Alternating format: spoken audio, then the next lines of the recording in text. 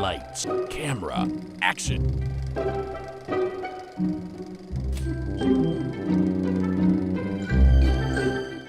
Welcome back to this episode of Popcorn Diaries. I'm Joe. And I'm Adriana. And we thought it would be appropriate in this episode to discuss some of those wonderful movies that are out there that got overlooked by the Oscar committee and did not get nominated, or maybe didn't get nominated enough, or didn't get nominated for Best Picture, or any of the other wonderful categories are there. So we are going to highlight some of our particular favorites that we thought maybe should have gotten a little bit of recognition beyond what they got. I think a lot of great movies got picked over for Best Picture. If you remember a few years back, Best Picture was 5, I believe, Oscar nominations, and they made it 8. Yeah. So that they could get a few more in there, so there would be more choices. But in my opinion, that 8 still doesn't cover anywhere near some of the great movies out there that should have been nominated, certainly for Best Picture. Definitely. I agree with you there. One of the things about the Academy Awards is they tend to stick very close to certain genres. Yes, they do. And, the only way any other kind of movies get into the Academy Awards is by the writing, the score, or visual effects, or anything like that. But the top movies always end up being more of dramatic roles or roles that are very historical in nature, which a lot of the roles in this year's nominations are all historical figures. So let's dive in. There's some movies that I definitely liked this year, and maybe they're not up for Best Picture, and maybe I don't think they should be up for Best Picture, but I do think that they deserved a nomination in maybe another category. First one I want to talk about is definitely The Man from U.N.C.L.E. Oh, yes. Absolutely. What a great movie. It was a good movie. I really enjoyed it. Two of the categories that I definitely would have loved to see this film in was the cinematography. Yeah, it definitely. was really well done. The lighting in this was spectacular. Just the whole look of this film was really good. So I also think that maybe it could have deserved a production design nomination. The whole look of this film is seamless. You really do believe you're in this era. The costume, just the way that it's filmed, everything about this movie screams 1960s. Yeah, and as I watched this, and it took me right back to the 60s. I was a huge fan of The Man from U.N.C.L.E. back in the day when it was on TV. So this one, was right up my alley. And I thought they did an absolute wonderful job pretty much across the board. I mean, yes, it is what it is, and we know what the movie's going to be about and secret agents and blah, blah, blah. And that's something typically the Academy does not exactly vote for. It would have been nice, like you say, for cinematography or somewhere down that avenue, they would have gotten a nod. But if memory serves, they got nothing. No, they got nothing. So one movie I thought should have gotten far more recognition than it did was the latest James Bond feature, Spectre, which got a nod for original song, which is very good. I don't care what anybody says, this is another outstanding Bond movie. Is it Skyfall? No. But that's almost impossible to beat because that is arguably one of the best James Bond movies ever made. But make no mistake, this is no slouch either. The cinematography is wonderful. Other things that it should have gotten a nod for sound mixing, sound editing, and a lot of the other categories. I'm not saying it would have been a Best Picture, but it certainly should have made it in several other areas. This movie definitely is a blockbuster of a film, and it really deserved more recognition that it got. Daniel Craig just does such a great performance bringing out James Bond, and that character has become stronger and stronger over the years, and I do agree with you.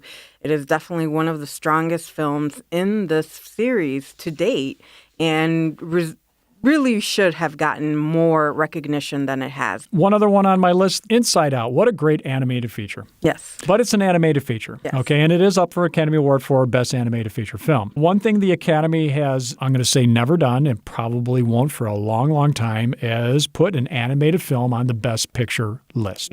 True. That's why they made a separate category. Right. They just won't go there. And it bothers me that an animated film can be so good, and it can, to me, it could be Best Picture, period. Yes. And I think this one is a definite contender. I think it's going to win the Oscar for Best Animated Feature, but it really belongs in Best Picture. And this year, Inside Out was one of the ones that stood out. Yes. But I was very surprised that there was a few that were very much passed over. And one of them was actually Home. I really thought that this was going to get at least a nod for something. The story was actually pretty good. It's another little tearjerker, and I really enjoyed this film, and I've watched it probably as many times as I've watched Inside Out. So I was really surprised to see that it just didn't make it on any list. This was actually a very well put together movie. The animation is seamless. The effects are seamless, and it just works. Everything works together. So I'm very surprised. Yeah, that's another great choice. Unfortunately, got overlooked. Makes you wonder if they went out and watched it. Now they're supposed to. They're supposed to. And the Academy, if you ever look it up, is 6,000 plus members of people who are in the business. It's not a popularity thing by you or me. But talk about getting picked over. One of my favorite people, Tarantino. Once again, Hateful Eight got a nod for cinematography, but there's so much more there. Bottom line is they are just not big Tarantino fans. No, Tarantino tends to be a very hard-hitting type of movie, and they seem to go for the more melodramatic type of movie. If you're going to always pick the same melodramatic movies that you feel have the most value and impact, then you need to start making some other categories like Best Picture for another area, just like animated film. Because you do end up losing so many good movies along the way that don't get nominated. Hateful Eight should have been in a few other categories, maybe including Best Picture. I also think that Legend, which starred Tom Hardy, could have been up for at least him as a lead actor. Because playing two roles simultaneously, such different roles. It's tough work. It's really tough work. And this year he was nominated as Best Supporting Actor for The Revenant. But I do really think that maybe he could have earned a lead actor nomination with this role.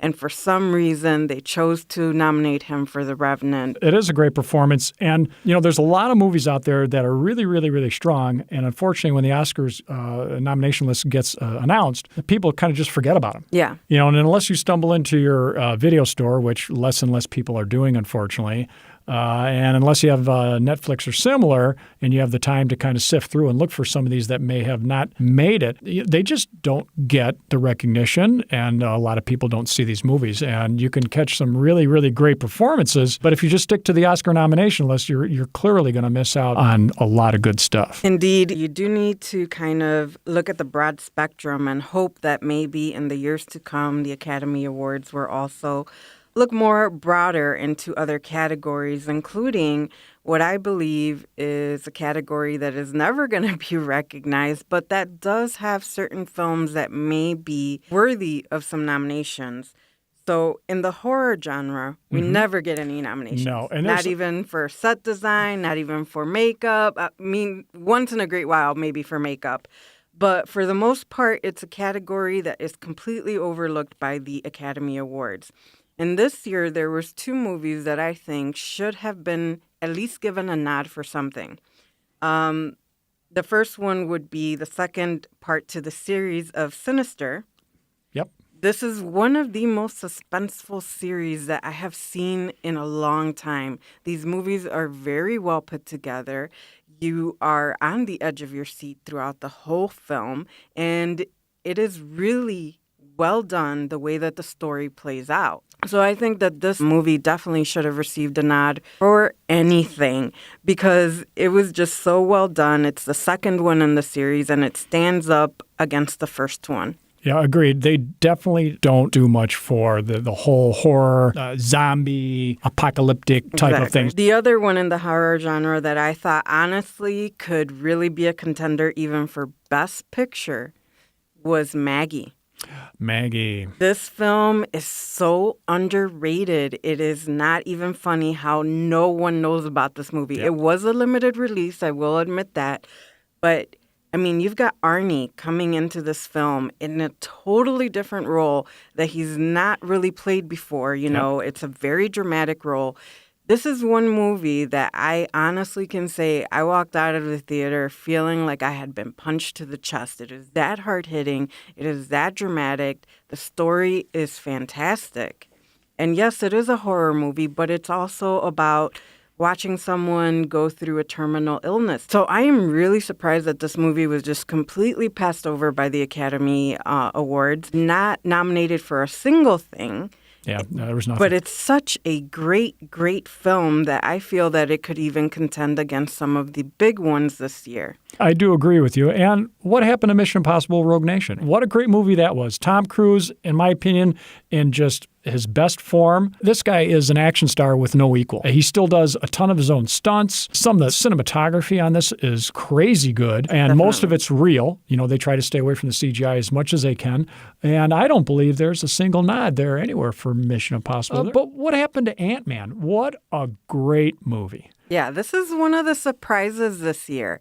You know, you watched the trailers and you thought, what a cheesy movie. Yeah, exactly. Oh my God, this is going to be horrible. What a train wreck. And it turned out to be just comedy gold, Yep. action gold. The visual effects on this are top notch Yep. and didn't even get a nod from the Academy Awards. Yeah, and Really threw me there. And it did me too, because, you know, the comedy in this thing is just killer. It is. You know, it is just killer, and it gets no nod, but no surprise there. I don't think we've ever seen a Best Picture for a comedy movie, have we? So, yeah, that definitely got overlooked, and I'm not even sure most people even know of Ant-Man, especially when you did see the trailer. As you mentioned, you say, Yeah, that's a not lot gonna of work. people overlooked this movie, and I was one of them that was ready to overlook this movie. And then I finally watched it, and I was like, why would... You know, it's such a surprise. It just hits you. You're like, oh my God, this movie's awesome. Yeah. And I think what it shows is the Marvel folks can yet again pull out another superhero Yeah. out of what's almost an endless pile of superheroes. Another movie that I thought should have been nominated at least for visual effects, if not also sound design, was Jurassic World. Absolutely. This movie was just another in a line in a series where the visual effects are seamless, they work well.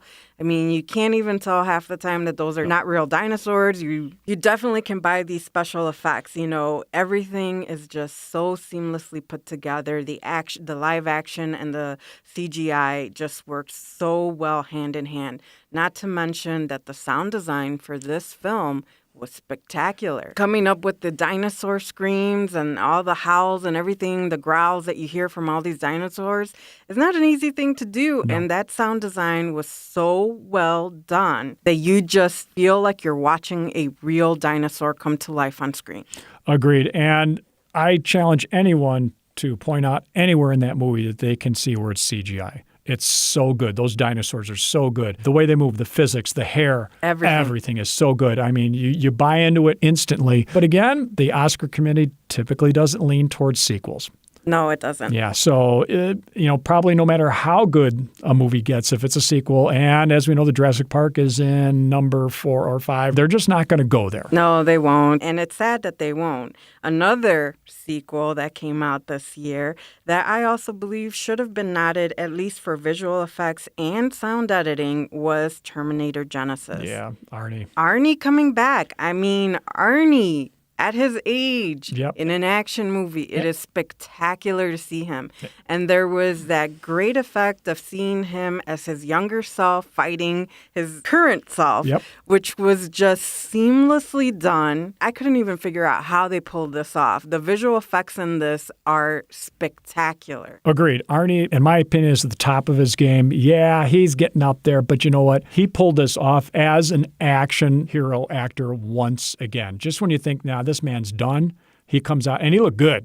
He did. But again, being a sequel, being the type of movie it is, the Oscar committee just doesn't go in that direction. And okay, let's talk about the one that really got us in this year's Academy nominations. And that, of course, is the mega hit, the biggest hit of all time, and that's Star Wars The Force Awakens. It was nominated in 5 categories: film editing, effects, sound editing, mixing, original score, which is no surprise, okay, because it deserves that. But it deserves far more than that. The original Star Wars back in 1977 had 10 nominations, okay, because it brought something to cinema that had not been brought before. Right. And I think this movie did exactly that again. They were able to take a movie and bridge 30 plus years and suck us right back into the fold like it never went away. I totally agree with you there. The one thing that this movie brings to the center of its core is the nostalgia that everyone feels for this series. Yes. You watch Harrison Ford come back Oh, to a role that he hasn't played in 30-some years Yep. and still pick it up like he never left it. Granted, it's a role that is very common to him, but just seeing him, a legend, come back to screen, and then, spoiler alert for anyone that's not seen it, to see him fall in this movie was a moment that I think everyone felt reverberate through the series. It's just such a great film. Granted, as many have said, that the story is the same as the original. I get it. The stories are very similar, but the story works for a Yes. reason. It's a good story. And yeah, it did get its 5 nominations. Of course, anytime John Williams is involved, there's going to be a music nomination, sound design, and things of that nature, because John Williams is just such a powerhouse that we've talked about before, but it deserved more than that. I definitely think that some of the performances in this were phenomenal. I do think that it could have contended with the best pictures that were nominated this year. Agreed. In my opinion, the storytelling in this is superb. Yes, it's familiar, okay, but it had to be. There was no other way to make this movie and make it this successful. If they would have gone out and introduced all new characters off in some other planet and tried to stitch it together, it would have been a bomb, and it would have been an end of the franchise. Correct. Okay, but Disney and everyone else made the right choice and said, no, we have to bring this together like it never went away. Harrison Ford always has been the number one character in the Star Wars movies, and I would have expected nothing less for this, and he delivered. He did. It was great to see everyone else, too. Okay, yes, they aged, but there's a 30-year difference, and that movie is written to be 30 years later. It totally works. It's just superb storytelling. So let's just talk about the one movie that we're both very happy to see that got quite a few nominations, and we are very happy to see that the Academy at least branched out a little bit in what it usually nominates for Best Picture, which is Mad Max. Fury Road. Yep. Now, this is a reboot of a series that was 30-plus years old, but it was so well done. The cinematography, the story, just everything that played in this movie together came to make such a great film that it is listed as one of the best pictures this year.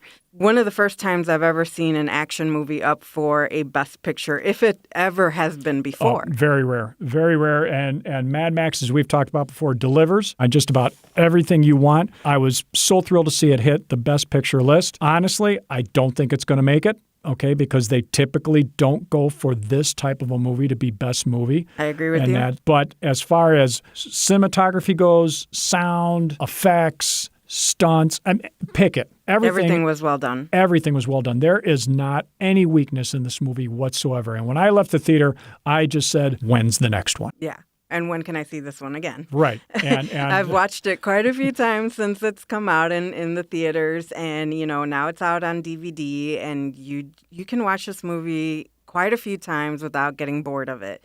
It is just so impactful and so much fun to watch. Watching these cars, the stunts, and everything. It's just wonderful. Yeah, they did a great job. If it gets Best Picture, I will be one of the happiest people out there. If it wins, it is going to be history in the making. It definitely will. So that's going to wrap up this episode for us today. As you know, we will again this year be hosting the Oscars. Joe and I will be on hand to comment during commercial breaks and do trivia. There will be prizes. There will be lots of fun to be had. Not to mention that you will finally see who we picked in each category and who will come out on top, which usually happens to be Joe, but let's hope that it's me this year. So come and join us for a night of fun, trivia, prizes. I mean, what more can you ask for while you watch the Oscars? We will have snacks. Popcorn will be all over the place. It is a must when you're watching anything movie related. We'll see you next time. And as always, I'm Adriana. And I'm Joe. And this was Popcorn Diaries. Lights, camera, action.